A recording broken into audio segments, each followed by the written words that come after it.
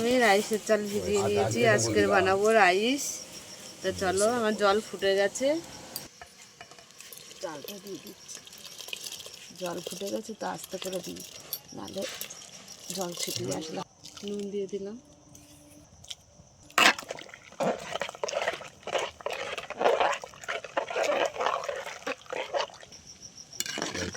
Rice করার জন্য এখানে আমি ক্যাপসিকাম নিয়ে নিয়েছি, গাজর নিয়ে নিয়েছি, ক্যাপসিকাম আছে, মটরশুঁটি আছে, সরি এটা বিনস।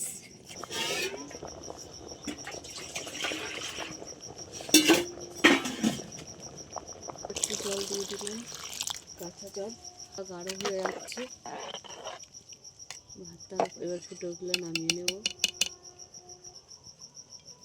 আর একটুখানি হবে। আমাদের ভাতটা হয়ে গেছে, নামিয়ে নিচ্ছি।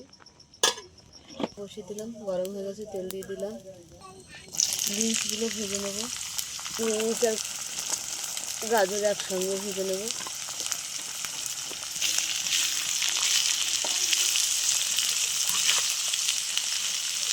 চিকেনটাও দিয়ে দিচ্ছি,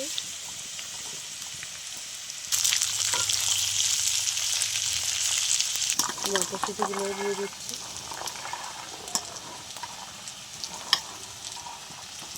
ভালো করে একটু ভেজে নেব। সব ক্যাপসিকাম, গাজর, বিনস, মটরশুঁটি দিয়ে দিয়েছি।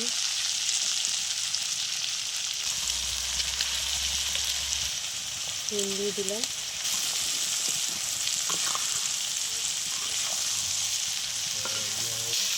টমেটো ভাজা হয়ে গেছে, নামিয়ে নিচ্ছি। হয়তো ঘি দিয়ে দিচ্ছি, ঘি দিয়ে দিলাম।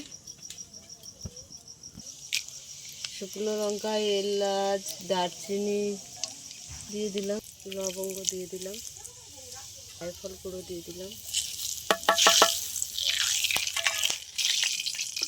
ভাতের মধ্যে আমরা কিছুটা ভাত দিয়ে দিলাম, আরও মটরশুঁটি, গাজর, ক্যাপসিকাম দিয়ে দিলাম।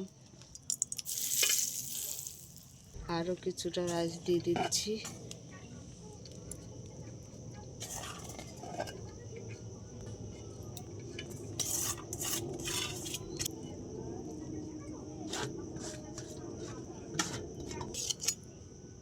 আরও ঘি ছড়িয়ে ভালো করে দিয়ে দিলাম।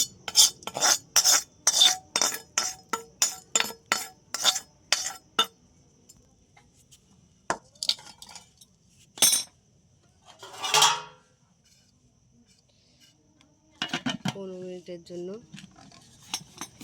বসিয়ে দিলাম দমে। একটু 15 মিনিট হয়ে গেছে দমে বসানো। দেখে নাও